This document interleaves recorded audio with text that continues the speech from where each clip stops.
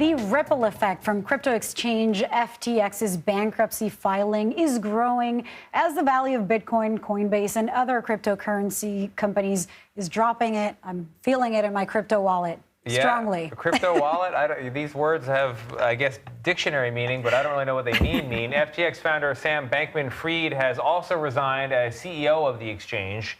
The company had been one of the largest in these United States. It went from flourishing to bankrupt in about a week's time, and now the company is also facing possible criminal investigations. Joining us now is founder and chief investment officer of TrueCode Capital, Joshua Peck. He's a company that invests in crypto.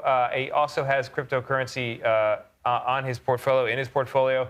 Josh, as you can tell, I'm an astute investor, a follower of the market, and I understand crypto deeply, so don't try any funny business with me. Question number one, what the hell happened with FTX? And really, for the rest of us out here, what's the broader impact going to be? Could it come out of crypto into the bigger, wider market? Sure. Thanks for having me on. I think the real story here is that we had a group of really inexperienced founders who then printed a bunch of new tokens just out of thin air, collateralized loans, and then moved their clients' accounts over to the personal hedge fund with those funds. In terms of the broader market, I think it's probably going to be pretty muted in the broader market. I think that the crypto market's going to suffer for a bit, though. I mean, clearly it is suffering right now. I'm wondering about what could be a safety net for investors. And, you know, especially with crypto is the kind of thing, as with the wider market, of course, you don't want to check it when things are going bad. But how big is this crisis? And of course, you know, taking into consideration that this is your business. But, you know, keep us honest here. What can people do? Certainly, I've spent the past decade or so trying to really understand the risk profile of cryptocurrencies. So we've had, hundreds of years to figure out the risk profile of equities and bonds and, everything else that you typically invest in. But this field of cryptocurrency risk is relatively emergent, right? And so we're still just trying to discover what that is. I've spent a lot of time working on it, and, we've built a firm around it. And, I'm publishing a lot of, research and books and things like that around it, trying to help educate people. But I think, one thing that I'm just curious about is how bad is this going to get? Is this going to deflate trust in cryptocurrencies in general? Or is it just going to, make someone, because crypto is really hard to regulate, put some protections in place for it not to happen again? Right. And I think that the thing that's kind of anomalous here is really just the size of the exchange that failed. We've had exchanges that have failed before. FTX is certainly, number 3 biggest exchange in the world. That's a big deal when it fails. We were already in kind of a longer term crypto winter type of event. And so I don't see it as really specifically different than other crypto winters that we've had.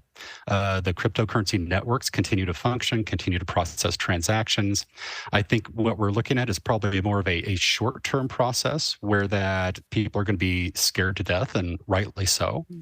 And over the long term, the thesis that cryptocurrency is an emerging asset can, provide growth, a little growth lift to a portfolio. I think that remains intact. But Joshua, as you begin to figure out the risk profile, as you put it, for crypto, what is the underlying thing of value?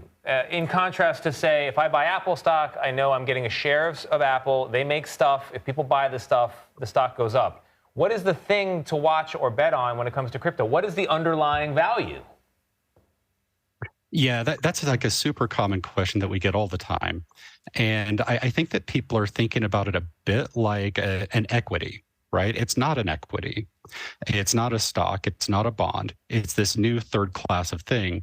And I think it tends to act a lot more like a commodities market, where instead of things being valued based upon the future cash flows, they're actually priced, just market priced. So most currencies are this way, most commodities are this way. And so I think that when you think about it from that perspective, recognize that it has provided, some fantastic growth in the past, may continue to do so in the future.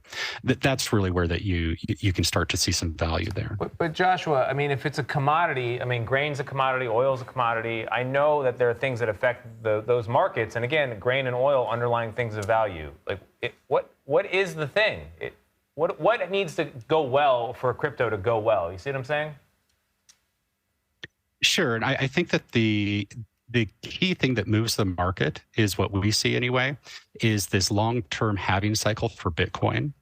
And it really tends to be a scarcity-driven market.